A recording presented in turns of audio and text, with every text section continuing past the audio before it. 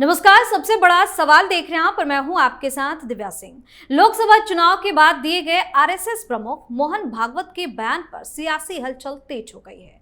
मोहन भागवत ने चुनाव, राजनीति और राजनीतिक दलों के रवैये पर बात की। भागवत ने कहा कि जो मर्यादा का पालन करते हुए कार्य करता है, गर्व करता है किंतु लिप्त नहीं होता, अहंकार नहीं करता, वह सही अर्थों में सेवक कहलाने का अधिकारी है। जब चुनाव होता है तो मुकाबला जरूरी होता है, इस दौरान दूसरों को पीछे धकेलना भी होता है, लेकिन इसकी एक सीमा होती है। यह मुकाबला झूठ पर आधारित नहीं होना चाहिए। वहीं मणिपुर हिंसा पर चुप्पी तोड़ते हुए कहा कि 1 साल से मणिपुर शांति की राह दिख रहा है। इससे पहले 10 साल शांत रहा, पुराना गन कल्चर समाप्त हो गया ऐसा लगा, और अचानक जो कलह वहां पर उपजा या उपजाया गया उसकी आग में अभी तक जल रहा है। इस पर कौन ध्यान देगा? ऐसे में सबसे बड़ा सवाल यह है कि चुनाव के बाद मोहन भागवत के इस तरह दिए गए बयान का मतलब क्या है, जिस पर विपक्ष एक्टिव होता दिख रहा है। इसी पर चर्चा करने के लिए मेरे साथ स्टूडियो मौजूद हैं कैपिटल टीवी के editor in chief doctor Manish Kumar. Doctor साहब, स्वागत है आपका। धन्यवाद। मोहन भागवत ने चुनाव के बाद जिस तरीके से ये सारी बातें कही, उसके बाद विपक्ष बहुत ज्यादा एक्टिव दिख रहा है। क्या मतलब क्या है इनके बयान का? देखिए, पहले ये बात समझना जरूरी है कि मोहन भागवत जी राष्ट्रीय स्वयंसेवक संघ के सरसंघ चालक हैं। He is a father figure, he is the guardian and he is the custodian. देश आगे कैसे किस राह पर चलना चाहिए उसमें उनकी भूमिका, उनके विचारों की अहमियत बहुत ज्यादा है। विपक्ष क्या बोल रहा है, नहीं बोल रहा है, राय का पहाड़ बना रहा है, वो अलग कहानी है। क्योंकि वही ज्यादा नाच रहे हैं जो कल तक आरएसएस को गालियां देने के अलावा कोई दूसरा काम नहीं किया। चूंकि प्रधानमंत्री मोदी से इतनी घृणा इन लोगों को है कि वो किसी की भी बात पे वो पॉइंट स्कोरिंग करना शुरू कर देते हैं। लेकिन ये तो बिल्कुल अन्यथा ये काम हो रहा है। राष्ट्रीय स्वयंसेवक संघ के सरसंघ चालक, उनके ही आदेश और उनके ही आशीर्वाद से ये सरकार चल रही है। ये दिमाग से किसी के ये ओझल नहीं होना चाहिए। भारतीय जनता पार्टी संघ का एक सिस्टर ऑर्गेनाइजेशन है। जैसे अखिल भारतीय विद्यार्थी परिषद है, जैसे बाकी सारे 50 संगठन हैं जो संघ से जुड़ा हुआ है, उसका पॉलिटिकल विंग है भारतीय जनता पार्टी।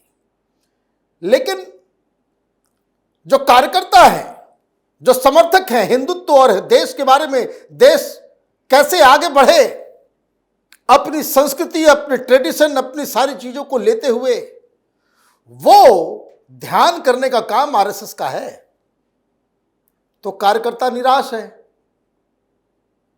कार्यकर्ताओं की बात अगर सरसंघ चालक नहीं करेंगे, समर्थकों की बात अगर सरसंघ चालक नहीं करेंगे, तो फिर कौन करेगा? ये बीजेपी वाले तो नहीं करेंगे, ये तो गलतियों को छापेंगे। तो क्या हुआ? भारतीय जनता पार्टी के वोटर्स बाहर क्यों नहीं आए? तो वो सरसंघ चालक ने कहा कि एक शब्द अहंकार, तो ये अहंकार दोनों ही साइड के लिए है। विपक्ष को भी उतना ही कहा और भारतीय जनता पार्टी के लिए भी उतनी ही बात कही। उन्होंने यह भी कहा कि चुनाव में मुकाबला होना चाहिए, मुकाबला दोनों साइड करता है, लेकिन एक दूसरे की बात को भी उन्होंने कहा, भाई प्रतिपक्ष विरोधी ना समझे। विरोधी नहीं होता कोई, राजनीति में प्रतिपक्ष होता है। मतलब कि अगर आपसे कोई बात, आपके विचार से अगर कोई अलग पृथक विचार रखता है, उसकी बातों को भी सुनना चाहिए। लेकिन जो सबसे बड़ा प्रहार उन्होंने किया विपक्ष के ऊपर, उन्होंने ये कहा कि इसके लिए झूठ, मिथ्या, विदेशी एजेंसियों का सहारा नहीं लेना चाहिए। तो ये किसके लिए है? टेक्नोलॉजी का इस्तेमाल करके फर्जी वीडियोस बनाने का काम कौन कर रहा था? तो उन्होंने तो आईना दिखाया। और मैं बार बार कह रहा हूं, his position is of a guardian. वो गार्जियन की तरह उसको भी बोलेंगे, उसको भी बोलेंगे। आपको बात पसंद आई तो ठीक, नहीं पसंद आई तो कोई ठीक नहीं, डेमोक्रेसी है। लेकिन उन्होंने कितनी अच्छी अच्छी बातें कही। चुनाव में जिस हिसाब से इस बार गंदगी आई है, जिस हिसाब से झूठ, अफवाह, मिथक, एक दूसरे के खिलाफ जो वातावरण, एक दूसरे के खिलाफ जिस तरह के शब्दों का इस्तेमाल किया गया,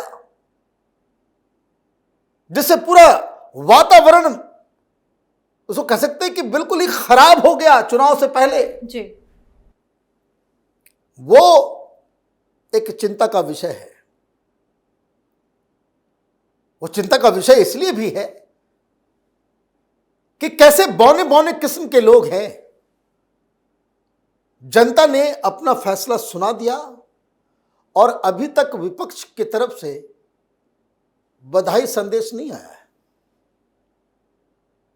चीन ने भी कर दिया, पाकिस्तान ने भी कर दिया। ये राहुल गांधी, ये विपक्ष, ये सारे लोग ये चीन और पाकिस्तान से भी गए गुजरे हैं। अभी तक इन्होंने बधाई संदेश नहीं दिया है। यहां नई सरकार आ रही है, जनादेश का पालन हो रहा है, आप उसमें शरीक नहीं होते। हर दिन कुछ न कुछ आप इसमें भी, आप ये कामना कर रहे हो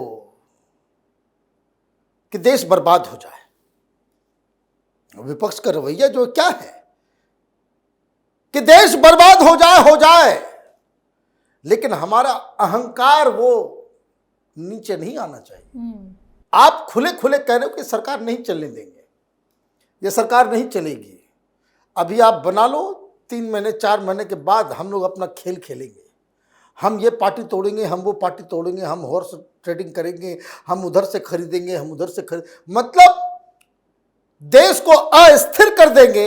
ये तो ऐलानिया ये लोग कर रहे हैं। तो गार्जियन क्या बोलेगा कि ये राजनीतिक संस्कृति जो हिंदुस्तान में बन रही है उस पे विराम लगना चाहिए। This is what he has said कि ये मुकाबला नहीं था, अहंकार की लड़ाई, झूठ, फरेब, अफवाह, उसको आपने हथियार की तरह इस्तेमाल किया। तो ये सारी चीजें की। मणिपुर हिंसा पर भी उन्होंने बोला कि इस पर कौन ध्यान देगा। देखिए, बिल्कुल सही बात उन्होंने कही। वहां पे मणिपुर के अंदर जो हिंदू समुदाय है, मैतीस, उनको चारों तरफ से नुकसान हो रहा है। मैती चीफ मिनिस्टर है, वो अलग ऐसे इसको कह सकते हैं कि कैच 22 सिचुएशन में फंस गए। और वो कोई फैसला लेंगे, बोलेंगे देखो मैती का फेवरेटिज्म कर रहा है।